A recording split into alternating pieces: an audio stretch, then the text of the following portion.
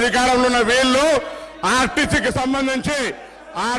సంబంధించి తెలంగాణ ఉద్యమం కోసం నై చలేగా బస్ కప్పయ్యా నై చలేగా అని ఉద్యమం చేసిన వాళ్ళ గురించి పట్టించుకోని వీళ్ళు 60 రోజులు సమ్మె చేస్తే ఆత్మహత్యలు చేసుకుంటే పట్టించుకోని వీళ్ళు ఇలా ఆర్టీసీ గురించి మాట్లాడుతున్నారు అధ్యక్ష. ఇలా తెలంగాణ ప్రభుత్వం అధికారంలో కాంగ్రెస్ పార్టీ వచ్చిన తర్వాత ఇప్పటి వరకు 15 కోట్ల మంది పైగా మహిళా అక్క చెల్లెళ్లకు ఉచితంగా బస్ సౌకర్యం ఇచ్చినామని మనం చేస్తున్నాం.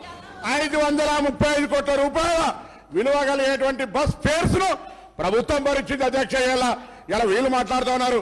పెద్దలు గౌరవ మాజీ మంత్రి హరీష్ రావు గారు అనాలోచిత డిమాండ్ 15,000 ఆటోకి ఇవ్వాలంట నెలకు. మీరేమిచ్చారు? 1000 రూపాయలని ఇచ్చిందా? ఒకవైపు ఆటో పన్ను రద్దు చేస్తున్నామని చాలాల్లో పేరు మీద 1000 రూపాయలు వీపులు ఒకటి ఆటో కార్మికుల దగ్గరకు పోయి మాట్లాడదాం. సభను తప్పుదో పట్టించే విధంగా 21 మంది ఆత్మహత్య చేసుకున్నారని చెప్తా ఉన్నారు. ఇలా అవన్నీ కూడా మీరు అనవసరంగా ప్రేరేపించి వాళ్ళని మన దగ్గర ఎక్కడ కూడా ఇలా సార్ మేము ఆటో బస్సు ప్యాసింజర్ ఇంటికి పోతలే, ఆటో బస్సు బస్ స్టాండ్కు ఆటో వాళ్ళను బస్ స్టాండ్కి తీసుకొచ్చే బాధ్యత ప్రజలను ఆటోనే బస్ స్టాండ్కి తీసుకొస్తా ఉన్నది. బస్సు ప్యాసింజర్ ఇంటికి పోతలేదు. మారిపోయింది ఎక్కడ అధ్యక్ష? మేము మహిళలకు మీకు నిజంగా ధైర్యం ఉంటే మీ ప్రభుత్వంలో ఉన్నటువంటి వాళ్ళు చేయలే.